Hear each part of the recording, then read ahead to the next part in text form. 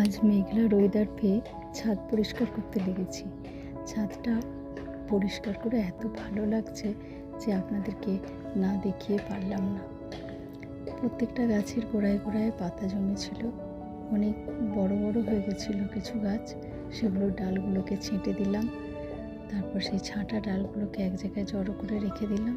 পাতাগুলো জড়ো করে রেখেছি, পরে এগুলো ঝরে গেলে গ্রো ব্যাগের নিচে দিয়ে আবার নতুন করে গাছ লাগানো যাবে।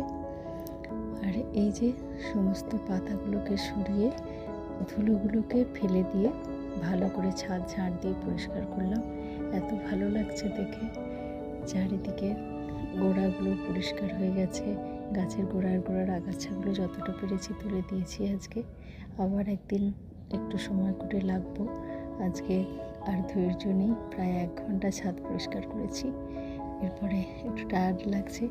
এবার আজকের মতো ছাদের কাছ থেকে বিদায় নিতে হবে। আপনাদেরকে তাই একবার দেখিয়ে নিলাম আমার বাগানটা কেমন লাগলো। আপনারা প্লিজ কমেন্ট করে জানাবেন। যদি ভালো লাগে প্লিজ একটা লাইক করে দেবেন আর সাবস্ক্রাইব করে পাশে থাকবেন।